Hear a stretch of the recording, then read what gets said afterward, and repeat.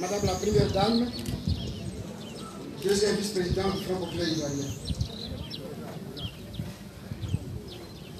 Camarade Assoadou, secrétaire général du Front populaire ivoirien.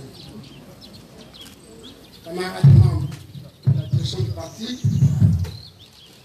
camarade président Oubel Oulaye, et les membres du comité de contrôle, honorables députés, président à cette cérémonie, camarades militants, militantes,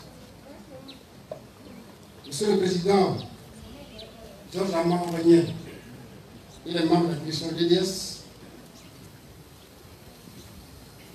Président Ardine Samuel, et le comité d'organisation, chers enfants, petits-enfants, avec les petits-enfants, Bernard Blendadier, famille et amis, Bernard Blendadier. Vous tous êtes présents. J'ai l'honneur de livrer le message du président Gbagbo. Il écrit: Bernard Blendadier, une soif de liberté incorruptible. À toi, mon très cher doyen. Très peu de personnes ont accès à la plénitude de la bénédiction divine. Celle-ci ne s'ouvre qu'aux hommes et aux femmes qui ont quelque chose de particulier à apporter à l'humanité pour son progrès vers la perfection. Ils deviennent patrimoine commun de l'humanité et leurs âmes entrent, ce fait, dans l'infinitude qui leur confère l'éternité. À la lumière de ton œuvre, à la fois immense et multidimensionnelle. Mon très cher Bernard Blendadier, tu as accédé au statut de ces hommes d'exception. Hommes aux multiples talents et aux convictions incorruptibles. Tu as tout donné à ta patrie, à ton continent, afin de les sortir des chaînes de la domination infâme. Tu as mené ce combat sur tous les fronts, notamment ceux des belles lettres et de la politique.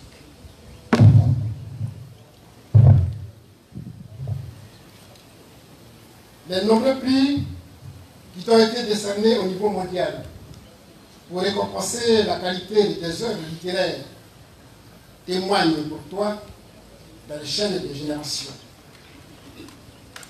Or, la qualité de tes œuvres littéraires exprime l'intégrité de ton engagement politique construit sur le socle inébranlable de ta soif pour la liberté. Au nom de la liberté, en tant que valeur universelle à tous les peuples, tu t'es engagé dans la lutte pour la naissance de notre nation dès ton jeune âge. Dès 1944, année de formation des premiers instruments de lutte politique pour la libération des peuples africains, jusqu'à ce jour fatidique du 9 mars 2019, tu as fait don, sans discontinuité, de 75 années de ta vie au peuple opprimé, au nom de ton idéal de liberté. Toute la nation ivoirienne et toute l'Afrique te reste indéfiniment redevable pour ce sacrifice incommensurable. À titre personnel, je te sais infiniment gré de l'amitié dont tu m'as honoré et qui s'est exprimée par ton soutien à mon endroit quand, à peine parvenu au pouvoir, après des décennies de lutte pacifique, des forces réactionnaires et violentes qui sont liguées contre moi et mon gouvernement pour barrer notre chemin vers la liberté de nos peuples. En effet, il ne t'a pas fallu beaucoup de temps pour comprendre que les dites forces sont les mêmes que toi et tous nos illustres dévanciers avaient combattu la guerre. Les protagonistes ont changé, mais le combat reste le même. Tu as ainsi fait fi de ton âge. Il te donnait le droit d'une retraite bien méritée et tu t'es investi entièrement dans ce combat. Malgré la fatigue et la maladie, à 103 ans, tu as gardé cette posture de combat jusqu'à ce que ton dernier souffle soit retiré. Au moment où tu entres dans le repos éternel, je voudrais t'assurer, très cher doyen, de ce que je tiens fermement le flambeau que tu m'as donné en octobre 2010 comme le serment de la poursuite inlassable de notre quête de liberté et de l'incorruptibilité de nos convictions. Je sais à quel point mon sort te préoccupait. Et par-dessus tout, je connais le prix que tu accordais au succès de notre lutte. C'est pourquoi, bien que brûlé par ta disparition, qui arrive quelques mois seulement après celle de Sangaré Aboudraman, je reste déterminé à demeurer fidèle à l'idéal de notre combat politique. Tu peux donc te reposer et jouir de la plénitude, de la félicité éternelle que Dieu offre aux âmes de bonne volonté. Adieu, Bernard B. Dadier. Adieu, cher doyen, et infiniment merci pour tout. Signé Laurent Gbagbo.